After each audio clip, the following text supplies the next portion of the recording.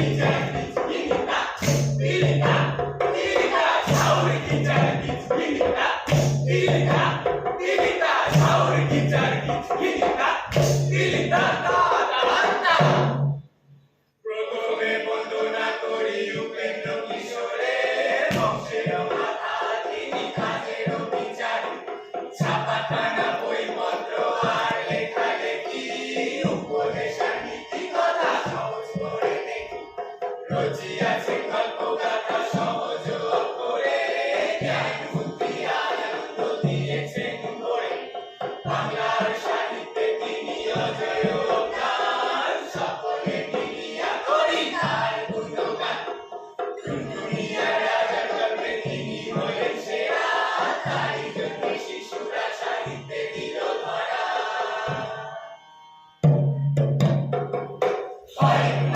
দুনিয়াতে কোনটা খানি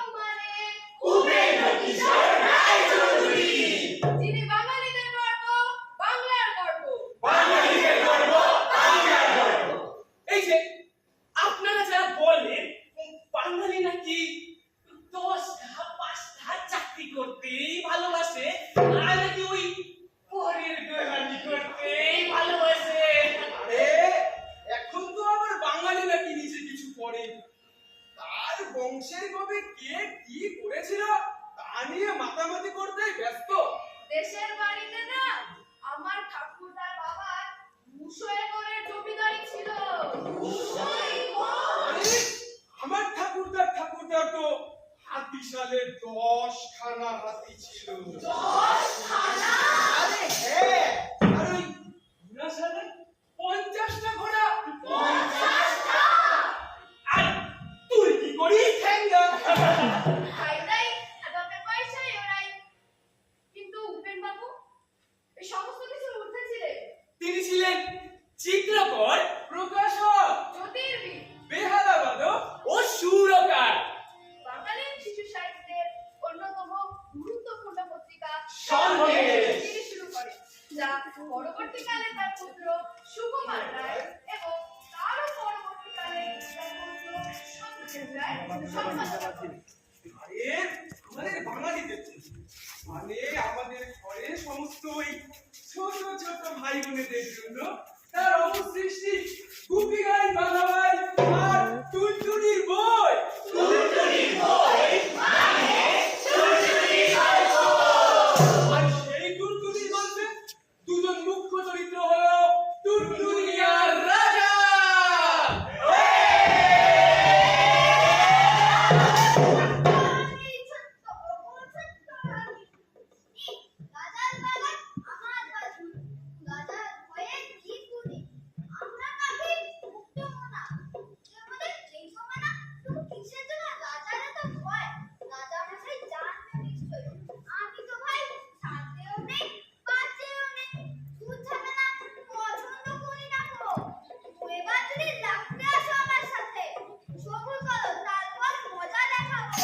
বেশ, কিন্তু আরে রাজা কোথায়?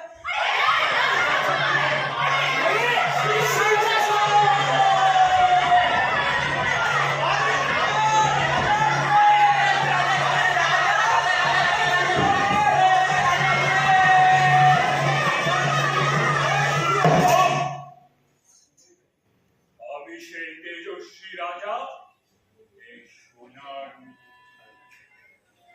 প্রজাদের সুখ ও দুঃখ মোটেও না ভেবে চলি। কিন্তু আজ এই পাখির সাহসের কথা কি না বললেই চলে? এই টুনটুনিকে বাসাবো আমি আমার ঘরে। এবার হলো কি, কোনদিন যখন প্রথম রাজসভায় অধিবেশন বসেছিল, বেশ কিছু পারিষদ মিলে রাজামশাইকে জানালে, মহারাজ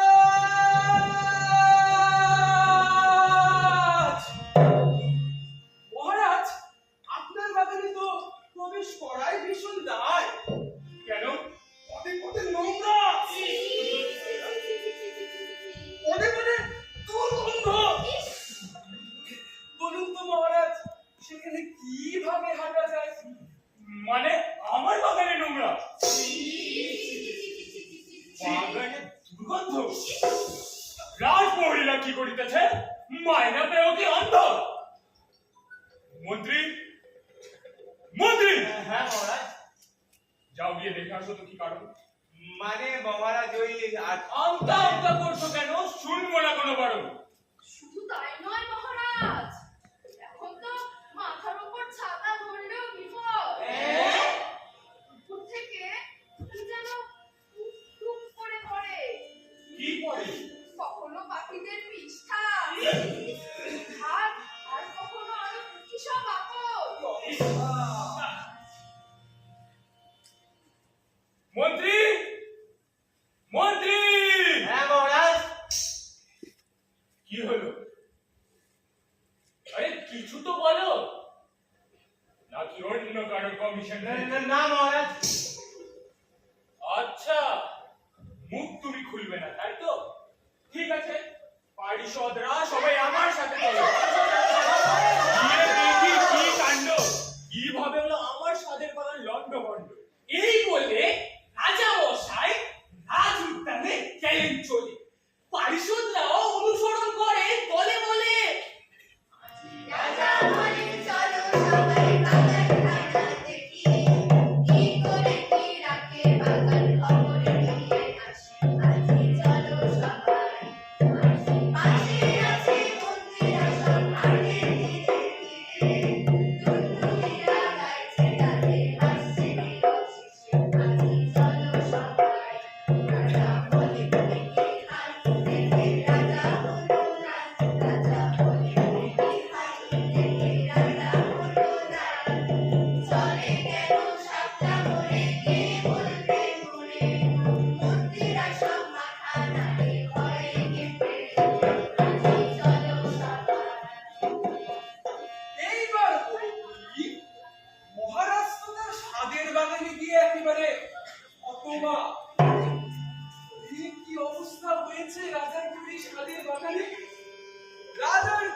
সাদের বাগান আর নর্দমা বোঝা বড় ভাই।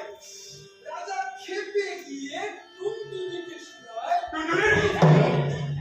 টুনটুনি! এই রে টুনটুনি, এ কি অবস্থা আমার সাদের বাগানে? সেদিনকে রেখে গেছিলাম সব ঠিক আছে, কিন্তু আজ বোঝা বড় দায়। কোথায় সবুজ নরম গাছ? আর কোথায় মোড়া পেছানো রাস্তা? টুনটুনি! টুনটুনি! মহারাজ, আপনি এসেছেন। আপনাকে প্রণাম। মহারাজ, চারিদিকে তো উঁচু উঁচু প্রাসাদ, বড় বড় বাড়ি, তন্ন তন্ন করে পূজা, এতগুলো গাছ হওয়া কষ্ট ভারী। আপনি বলুন, আপনার বাগানের গাছে গাছে দিনের বাস উঠে পড়ছে। তারা কোথায় একটু গাছ করার শ্বাস নেয়? কোথায় তাদের মনের সুখে জীবনটা কাটায়? তাই বলে কি ভাবেই বললো? ওরা ভাবে কি এই বাগানটাকে? এই নোংরা বাগানে রাজনীতিরা এলে মহারাজ আপনার প্রেস্টিজ কোথায় যাবে? রাজার বাগানে সুন্দর সুন্দর ফুল, ঝকঝকে গাছ আর ঝকঝকে রাস্তা। চোখ বুঝতে সবাই বেকার করতে বলছি, এরকম ফালতু বুদ্ধিতে ঘন্টা প্রতি কত টাকা দিচ্ছ? এই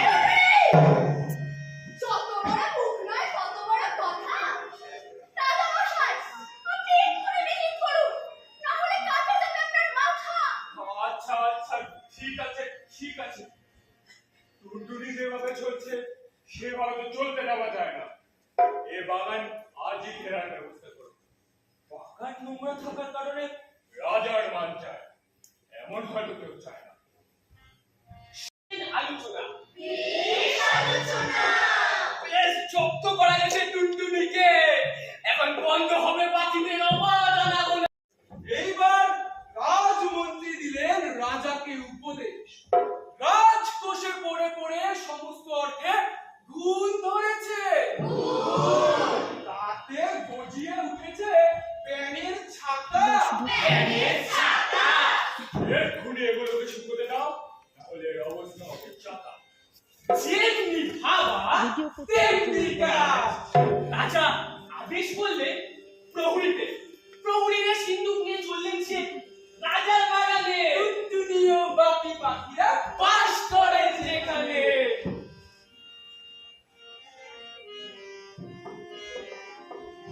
প্রহরীরা তো ভারী করে সিঁদুর নিয়ে আসে। টুনটুনির বাগানে চুরি হাজার বাগানে।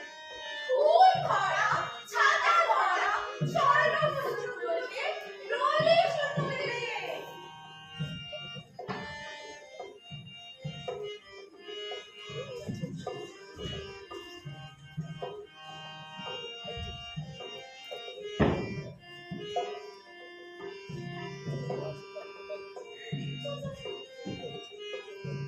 আরে রাজার তো অনেক ঘর। দায়িত্ব ছিটিয়ে এপিটোপিট করে নেওয়ার পর পুনরায় যখন সিন্ধুকে ভরলেন, ঠিক তখনই একটি স্বর্ণ মুদ্রা অসাবধানতা বশত সেখানে পড়ে এলো।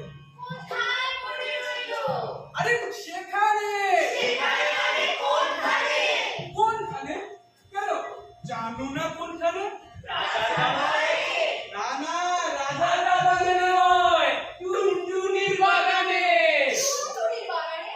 তাহলে তো টুনটুনির বুয়া পারো। না না বোন, পোয়া 12 নয়, পোয়া 16। কারণ তা দেখতে পেয়ে টুনটুনি গাছ থেকে নেমে আমার বাগানে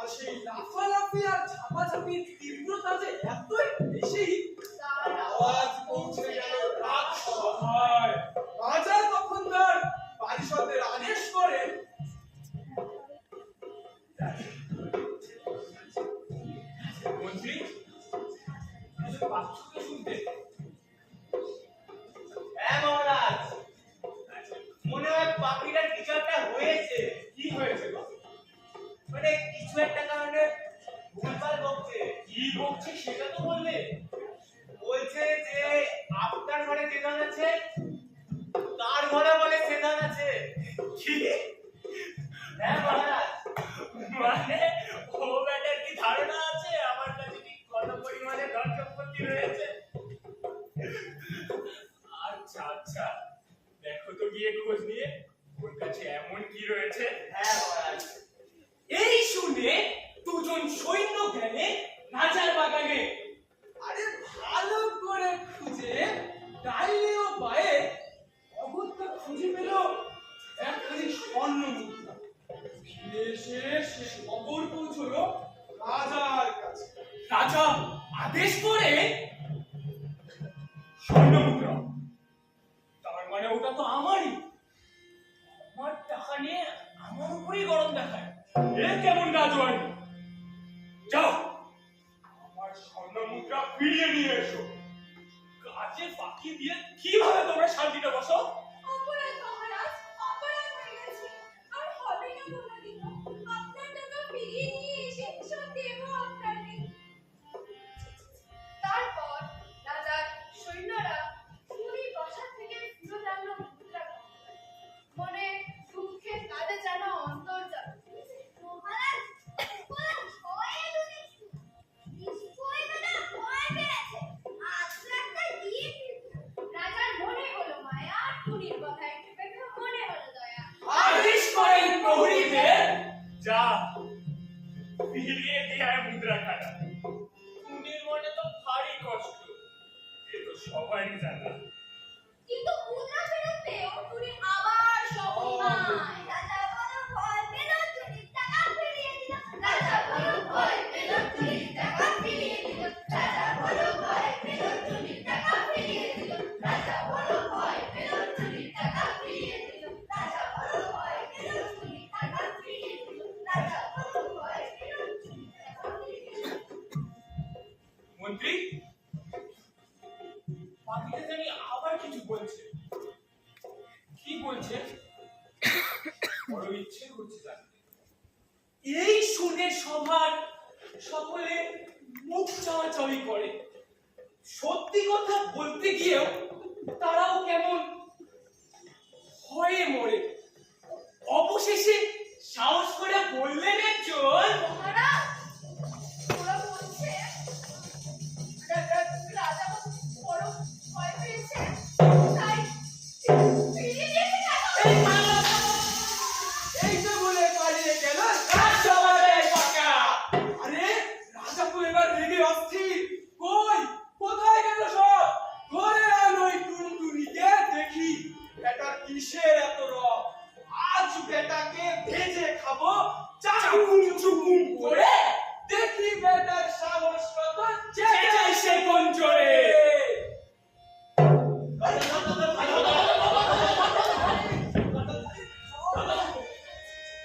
অতএব সুতরাং অনেক কষ্ট করে, অনেক চেষ্টা চরিত্র করে বেটা টুনটুনিকে আনলো ধরে। রাজা তাকে হাতে পেয়ে হলেন মহা খুশি। এই তোমরা সবাই দাঁড়াও, আমি অন্দর মহল থেকে আসি। রাজা গেলেন অন্দর মহলে। অন্দরে সেই সাত সাত খানা রানী। রাজা তখন তাদের আদেশ করেন,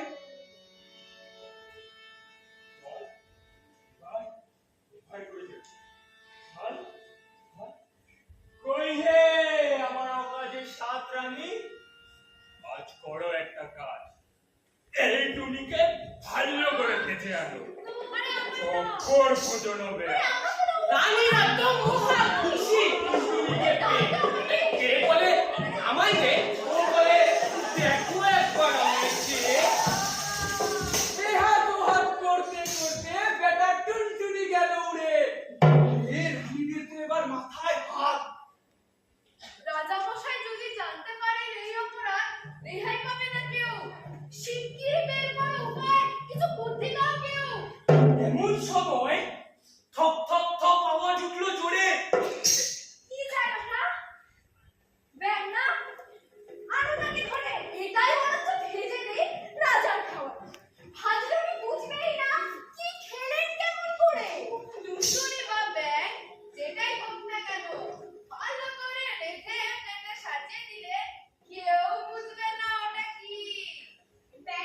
ঝাল ছড়িয়ে মাখাও বাবা ঘি হরেক রকম মশলা মাখো কাঁচা এবং গরম রাজামশাই খুশি হবে ভাজা এবং চরম অবশেষে ব্যাং হলো রান্না। হেই, হেই, ভালো করে তেলে ডুবে রসুন পেঁয়াজ মেখে হয়েছে স্বাদের রান্না। হেই, অবশেষে ব্যাং হলো রান্না।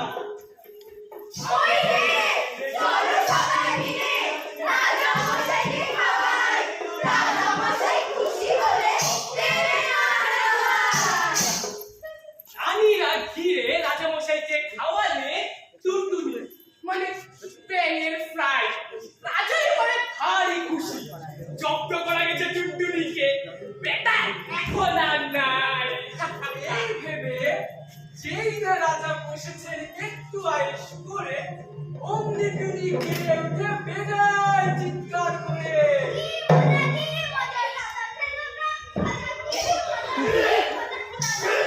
শুনে তো রাজার মাথায় আগুন।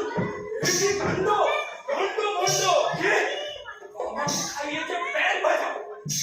রানীকে মজা দেখাবো আজ। মন্ত্রী, ও হে মহামন্ত্রী, চল্লাদকে আলো ডেকে সাতটা রানীর নাক কাটাবো বসে একে একে। যেই বলা সেই কাজ। মন্ত্রী নিরুপায়, রাজ আদেশ না পালনে তার চাকরিটা চলে যায়। অবশেষে জল্লাদ এলেন মহামন্ত্রীটা। রাজা ঘাড় ধরে একে একে রানীদের সভায় এনে রাখলেন। ফলে রাজ আদেশে একে একে রানীদের নাক হলো কাটা।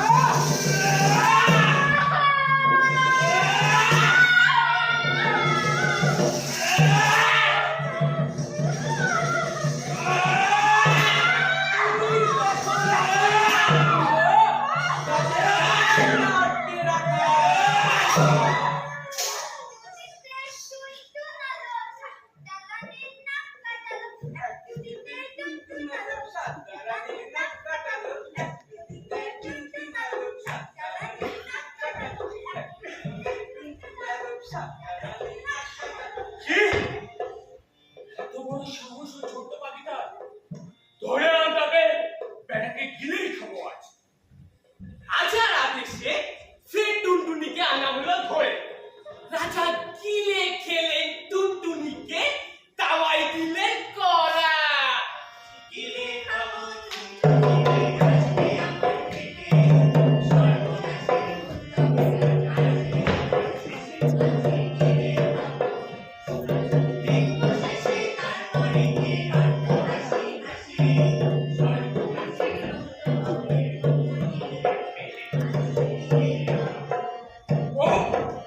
কিন্তু টুনটুনি তো সহজে জব্দ হওয়ার নয়।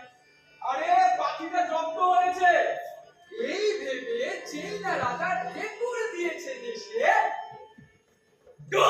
অমনি টুনি পাড়ায় তখন পেট থেকে বেরিয়ে এসে রাজা এবারে চোখ পরিবেশ তখন এবারে রাজার আদেশ পুনরায় তাকে আনো ধরে। এবার ভঙ্গি দিচ্ছে এমন, দেখি বেটা পালায় কেমন। এবারের আয়োজন আয়োজন রাজা যে কোনো উপায়ে টুনটুনির করবে। অতএব একদিকে ঘরে ভরা জল আর অন্যদিকে এত বড় তলোয়ার হাতে চলা হয় পুরোপুরি গিলে খাবে টুনটুনিকে, নয় তলোয়ারির আঘাতে করবে উপকার। ফের আনা হলো টুনটুনিকে ধরে। সবাই এবার অপেক্ষায় রাজা কি করে। সাজু সাজু রব, গুরু গুরু গম্ভীর, যে করেই হোক রাজ টুনিকে ঘিরে ফেলতেই হবে। নইলে যে আমার মন বড় চঞ্চল, অলস। ও জল্লাদ, তুমি কোথায় গেলে? শিগগিরই অস্ত্র চালাও, টুনটুনিকে বাগে ফেলে।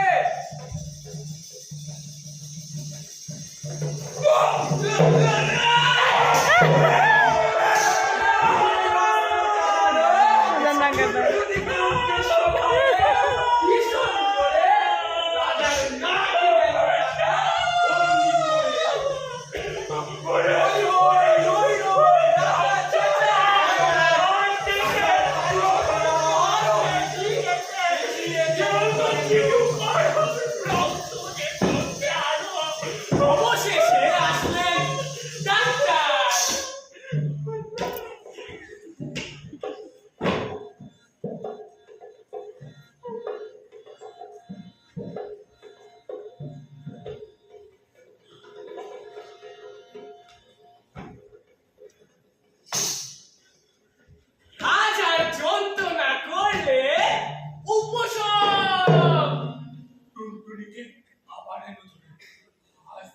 সম্মুখে একটা বুদ্ধির কত দাম। এই যে বোকা রাজা, ঘরে কোনো বুদ্ধি নেই কাজে, এরা ছি ছি। এই গুলি, তুই আমার করিস খেলা। একবার শুধু পাগে আয়, দেখবি কেমন খেলা। আমার তুমি বলবে, এইটা তোমার কম্প, আমার পিছনে না ছুটে আগে পালন করে রাজ ধরবে। রাজার কাজ হলো প্রতিটা দুঃখ কষ্টে দূর করা। তা না বলে তুমি আমার পিছনে লেগেছো। তা কি হলো? ধীরে ধীরে তোমরা নাকটা ডানা ছেড়ে কেমন মজা আমার খাবে। আহা, ছেড়ে ব্যাগ ভাজা। দেখো কেমন মজা, নাকটা ডানা ছেড়ে দেখো কেমন সাজা রে। নাকটা ডানা ছেড়ে দেখো কেমন সাজা রে। নাকটা ডানা ছেড়ে দেখো কেমন সাজা রে। নাকটা ডানা ছেড়ে দেখো কেমন সাজা রে। এই দেখে টুনটুনি দিল লম্বা উড়া। রাজার লোকেরা তাকে দৌড়ে দৌড়ে মারায়।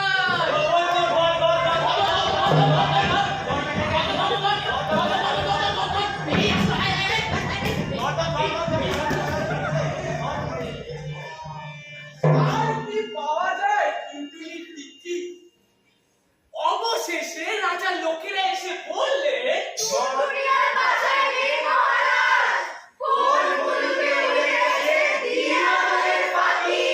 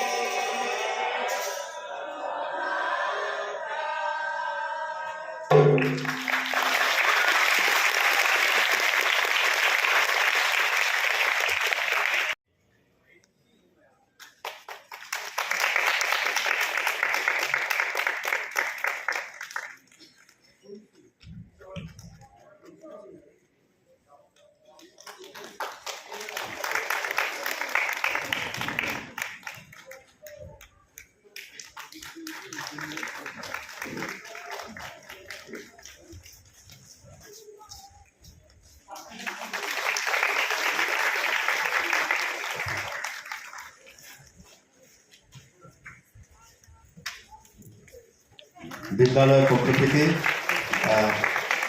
অডিয়েন্স লাইক করতে দিয়ে দাও না। বিশ্বজিৎ রায় নির্দেশক, তাকে কিছু শব্দ উচ্চারণের জন্য অনুরোধ জানাচ্ছি। সবাইকে অনেক ধন্যবাদ মনোযোগ দিয়ে নাটকটা দেখার জন্য। আমাদের প্রায় 2 মাসের পরিশ্রম এতে সার্থক হলো। দ্বিতীয়ত হচ্ছে, আমি মার্গারেট স্কুলের শিক্ষক, বাণী মন্দিরের নই। সুতরাং বাণী মন্দির আমাকে অ্যাকসেপ্ট করেছে এই বিষয়টার জন্য, এই জন্য বাণী মন্দির কর্তৃপক্ষকে ধন্যবাদ। আর তৃতীয়ত হচ্ছে যে আপনারা মঞ্চে 14 জনকে অভিনয় করতে দেখলেন, তার বাইরেও অন্তত 140 জন এই নাটকের সঙ্গে যুক্ত ছিল। মানে এখনই যখন আমরা এখানে সামনে দাঁড়িয়ে আছি, পেছনে 7-8 জন মিলে স্টেজটাকে রেডি করে দিচ্ছে পরের নাটকের জন্য আমাদের সেটগুলো খুলে। সুতরাং এই যে একটা শিল্প যেটাকে কেন্দ্র করে যৌথবদ্ধভাবে অনেকগুলো মানুষ, বিদ্যালয়ের শিক্ষক, ছাত্রছাত্রীরা, তাদের পরিবার ও তাদের বন্ধুরা সব মিলে যে একটা বিরাট কর্মকাণ্ড, এরকম কর্মকাণ্ড থিয়েটার ছাড়া আর মনে হয় না, আর ফিল্ম ছাড়া আর মনে হয় না ভূভারতে আর পৃথিবীতে কোথাও কোনো আর্টে হয়। এই জন্য আপনারা যারা দর্শক তারাও সমানভাবে গুরুত্বপূর্ণ, সবার জন্য আপনারা জোরে হাত তুলে দিন। ধন্যবাদ। আমি দুটো কথা বলি। সবচেয়ে প্রথমে আমি ধন্যবাদ জানাই ঋত্বিক নাট্যগোষ্ঠীকে, তারপর আমাদের শ্রদ্ধেয় শিক্ষক বিশ্বজিৎ রায় মহাশয়, যিনি আমাদের ছোট ছোট ছেলে মেয়েদের এই নাটকটা মানে মঞ্চে উপস্থাপনা করার জন্য তৈরি করে দিয়েছেন, তার অক্লান্ত পরিশ্রমের জন্য তাকে অসংখ্য ধন্যবাদ। আর ছোট ছোট ছেলেমেয়েরা যারা তোমরা আজকে এটা উপস্থাপনা করলে এবং সঙ্গে যারা সহযোগিতা করলে সবাইকে অসংখ্য ধন্যবাদ এবং অসংখ্য আদর ভালোবাসা। ধন্যবাদ। ভবিষ্যতে আমরা হয়তো আরও এরকম ওনার সাপোর্টে আরও হয়তো এরকম প্রোগ্রাম আমরা আপনাদের সামনে তুলে ধরতে পারবো, সেই আশা রাখছি। ধন্যবাদ।